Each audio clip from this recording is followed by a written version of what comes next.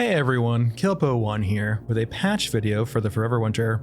Without further ado, let's just go ahead and jump right in. Alright, so Theaters of War 1.0. What this essentially is kind of like the beta, the early access, the test kind of meta elements of the game, the RTS taking place over the battlefield. Essentially, it's the conflict in the region, and you're not really a participant, more like a passenger. You're under the effects of this system, but you don't really directly interact with this system, at least not conventionally. We'll get to that in a second. And essentially how this works is each region is broken down by enemy control percentages. Essentially the breakdown of which faction owns which region and their control of it by percentage. So say for example, if Yoruska owns a region, they might own 50% of it. Eurasia might own 25, and then Europa might own 25.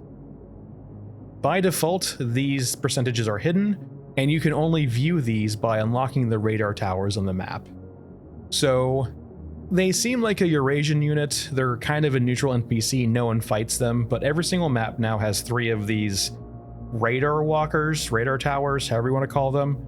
They spawn in static locations, they don't move. The order in which you need to do them change. Other than that, they're fairly static.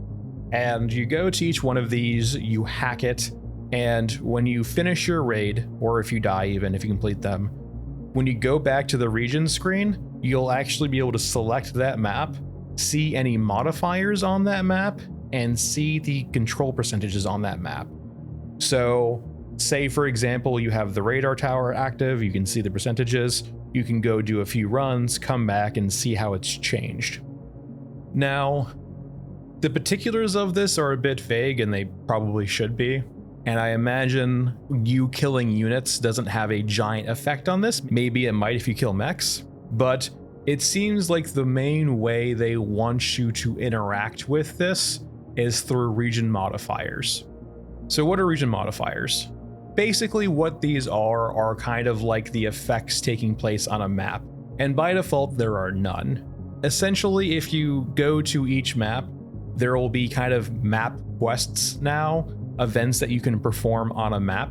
Say, for example, blowing up a bridge, a radar tower, activating an array of sensors, or a radar tower itself. And that will cause a modifier in a local region. So say, for example, we activate a radar tower on Scorched Enclave, it will activate an anti-aircraft radar, and it might lock down the airspace in Scorched Enclave and Elephant Mausoleum. So these region modifiers are more than one map. Now, it seems like along with modifying the map spawns itself, for example, no aerial units will spawn under that effect, it also seems to probably affect the percentages of control also. And it feels like they're trying to drive you toward manipulating as opposed to killing. And it's early access right now, it's the first iteration. I like the concept, but the execution needs to get there. It doesn't really feel like you're being resourceful, you're being a scavenger, you're being manipulative, you're kind of playing the enemies against each other. It's just more of you just run around the map and hit E on some towers, or you pick up a jerry can, you fill a generator. There's not really any stakes at all. There's not really any involvement of all. There's not really a dopamine hit, at least in my opinion, for doing such things.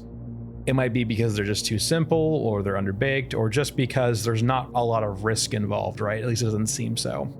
Anyway, this brings us to our last part of the section, global reinforcements, and they didn't really go into detail about what this mechanic is, so I kind of have to guesstimate, context clue it a bit. What it feels like the system is to me, this global reinforcements, is it probably is one of two things. First, it's a modified respawn system to make sure maps stay populated for longer periods of time and fights keep happening. Back in the March and April patch, there was a few times, for example, where maps get quiet, they could kind of die down after the initial spawns. This global reinforcement push might be their way of rectifying that, making sure that maps do not die down into utter silence. If that is the case, I do think it kind of makes the maps feel a bit all gas, no brakes. There's never a pacing reprieve. There's never a bit of solace, a rest area, a way of collecting yourself. For example, Ashen Mesa is very chaotic now, and it does make the map feel like a battle's taking place, which is fantastic, but it's a lot, and it's never yielding, which is fair, but it kind of hopefully moves me to my next thought on global reinforcements, where it could also be worked into Theaters of War, where it's a meta reserve of units in the region. So say, for example, you might have 1,000 infantry in the region for Europa, and the game keeps a tally of how many units die on a map in a day or in a raid, right? And you leave the raid, it takes that tally and removes it from the global reinforcement pool. So eventually you might have cycles where the fight dies down, or you might get reinforcements where the fight goes back up again. And it's probably not this, but at least the term global reinforcements kind of raises that to me. Anyway, let's move on to the next section. All right, the new content in the May patch. The first being grenades. We've had 3 grenades added to the game. The first being a conventional frag grenade, just an explosive. You throw it, it shows you trajectory. The grenade starts, cooking as soon as you throw it. It's got I think a 4-second timer, and it will land. It will bounce a bit in regards to the terrain, and then eventually will explode and do AoE damage. The next is the cluster grenade. Similar to a frag, as you imagine cluster, you throw the grenade, it hits the ground, it explodes, and then has a bunch of little mini explosions around it too. It's basically a large AoE effect for anti-infantry purposes. The last is more of a utility grenade. It's essentially a jammer, and from what I've been able to piece together so far, it seems to only affect reputation. There was a bit of hope early on that it might stop HKs from summoning, or it might stop you from building up HK threat, essentially. It doesn't seem like this works. If it's supposed to do this, it might not supposed to do this in the first place. Overall, it's a pretty early system. I'm not the biggest fan of having to, line up my trajectory every single time. I'd much rather go off the feeling, kind of the learning, sort of throwing grenades. I want to kind of, get better at the game by learning trajectories of grenades, how they interact with the environment, how to throw them. When the game kind of just does the trajectory for you and only does it in one way, it doesn't open up the realm of possibilities, right? It kind of not necessarily plays itself, but kind of in a way. All right, we now have a night shift for Mech Trench. Pretty bog standard night shift ordeal, mothers, cyborgs, so on and so forth. Lots of bodies around. Overall, very creepy, much more CQB oriented. It is quite nice, unlike a lot of the other night shifts thus far, which are fairly open.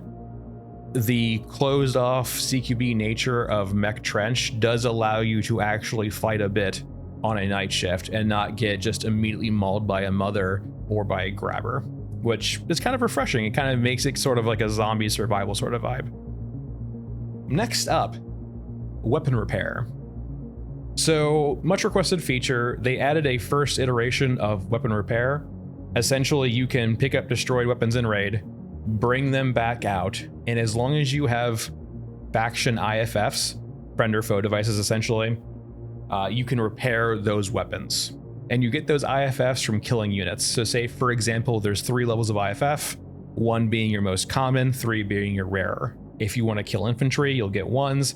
If you want to kill elite special units, you get 3s, and then somewhere in the middle you get 2s. And the better the gun, quotation marks, the better of the IFF they'll require. So for example, Painless will require 3 IFFs from the Eurasia faction. So maybe Brawlers, maybe other special units like that, in order to actually craft Painless. Now, once again, they're leaning on an IRL timer for the weapon crafting.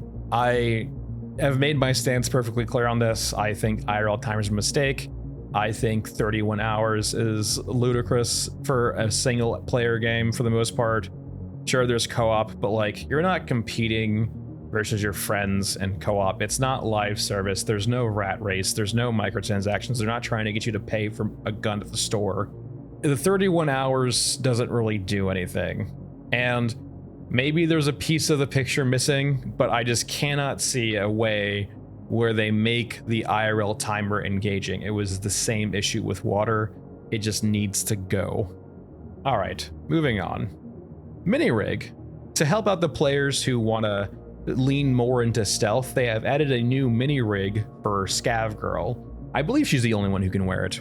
And essentially this is just a medium container and that's it. But on the plus side, you're stealthier. You basically don't make sound and it's harder for units to see you. And it's really, in a way, a trinket, a bauble, a device for stealthier players. It doesn't solve the AI issues. In a way, it actually makes it somewhat egregious with how daft the AI can be with this new mini rig. But I think it's just an important bauble to have for stealthier players. And so overall, it's a good change. It also just lastly, it does cost 1.2 million. And I do tend to agree that it does cost a lot, but it does also feel like kind of a stretch goal, right? It seems like they wanted to provide some progression goal, despite there not being progression yet in the game. So I don't think this will stay 1.2 mil forever, but maybe it will. Who's to say? But yeah. All right, we have had 2 new units out of the game: the Euruscan Shield Officer and Eurasian Opals, a QRF mech force. So the Euruscan Shield Officer, back from Theaters of War, the modifiers of the events on the map essentially, when you complete some of those, the Euruscan Shield Officer will show up in kind of revenge or as a elite hunter-killer, hunting you down to punish you. And I kind of refer to him as Mr. Chin. He's essentially what looks to be a giant orgomech with a shield, with an exposed face, with a very chiseled jawline. And he's got an intro cinematic. It's cool. It's got no sound effects yet. With how often he shows up after you do those events, I think the cinematic will get kind of old.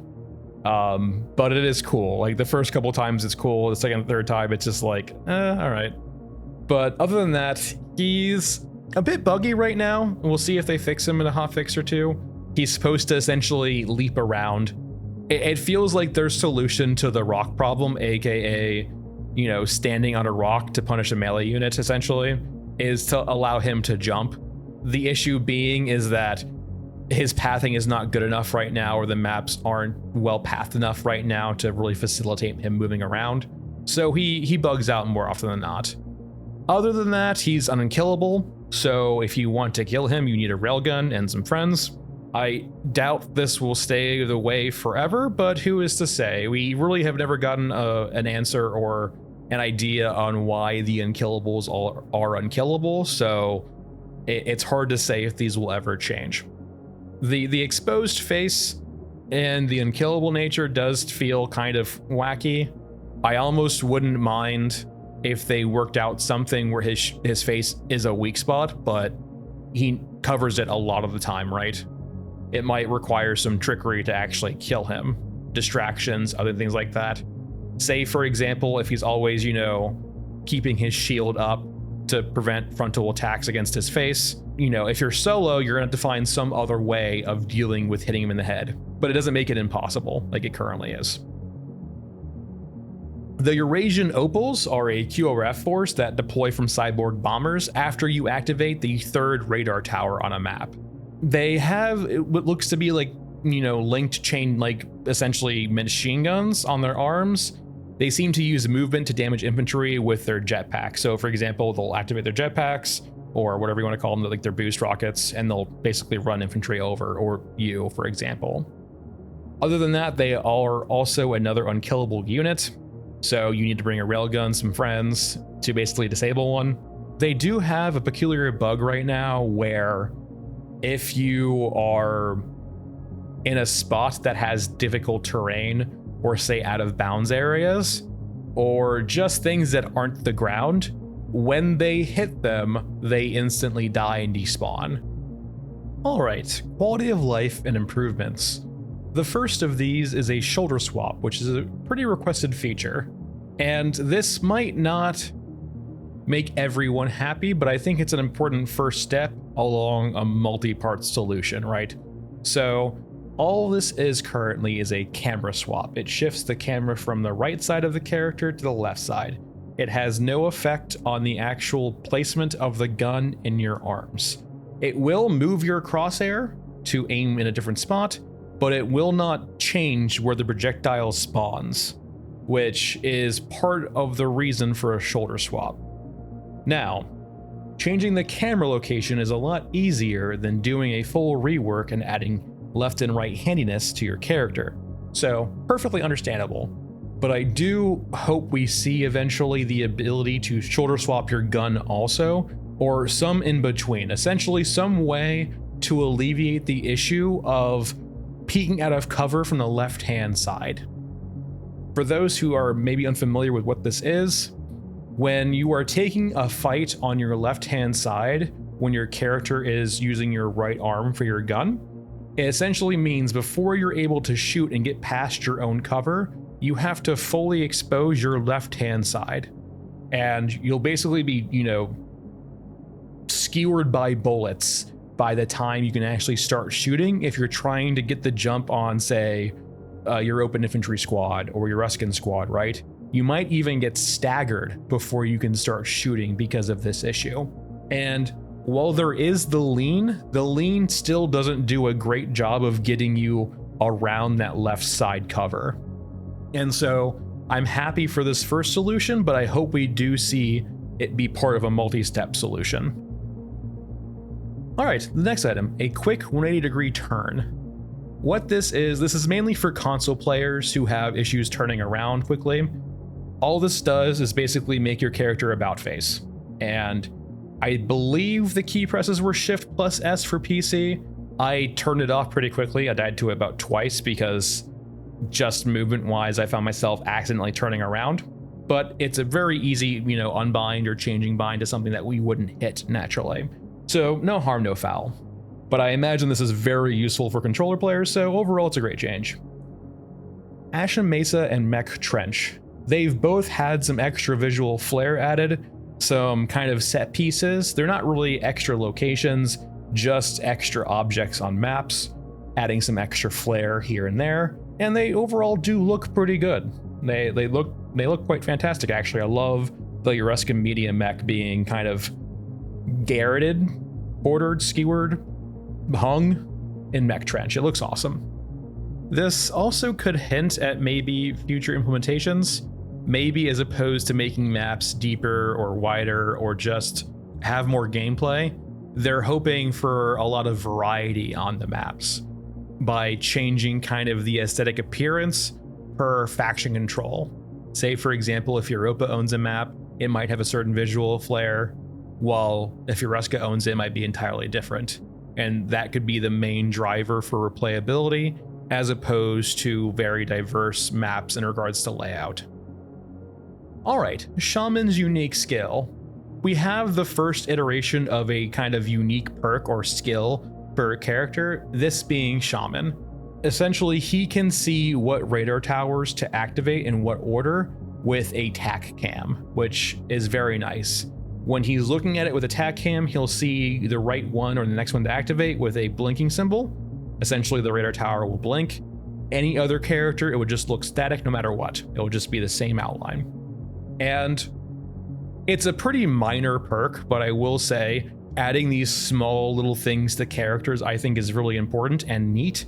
It makes the characters stand out as interesting, but not too min-maxy, right? Like this is a pure utilitarian skill. It's not a massive boon, but a lot of these small minor boons over lots of different characters can make the characters feel mechanically different without kind of pushing players toward a min-maxy style, right? It's just more what do they want to play at the time, as opposed to this character has more HP or this character has better recoil control. It's, oh, this character, can see radar towers a bit better, or this character, say, is marginally stealthier in certain circumstances. All right, next up, hand signals for companions. this just visual flair, just kind of iterations on the companion mechanic and how you interact with them. Essentially, all of this is when you give companions orders, as you will see an animation on your character play. You'll see the hand signal, the companion will go do something, and that will be it. It's just visual flair for the companions. And while it may not seem too important, it definitely shows that companions are still in their headspace, right? I personally would have thought that companions would be forgotten by now, but considering that they're sticking with companions and it seems that they're really invested in making companions work, might hint toward, for example, their design with the railgun. Considering we didn't see any acquiescing, I guess is a word to describe it, to some of the upset players in regards to the railgun being behind a group, it could hint that they know a solution is coming with their companions and they just need time. All right, our last item is animation and sync kill updates. Essentially, they're just rounding out animations for certain characters that weren't finished yet, along with sync kill updates. I haven't really noticed any sync kills yet this patch, other than naturally the grabber. But yeah, overall, I would say this is a fine patch. I can't help but feel like they are trying to keep up the rat race with players who want this constant drip of content. I could easily be wrong here. This isn't actually me assuming, so 100% could be wrong, but I have never seen an EA team, an EA company, push out content patches at such a pace, which is, one, admirable. Like, they must be working lots of hours there. I hope they're not getting burnt out. But at the same time, we're getting patches that I would say they're not bad, but I think they wouldn't be hurt if they spent an extra month in the oven, if they just let them cook a little bit longer. For example, the Shield Officer, the Opals right now, both have kind of buggy pathfinding.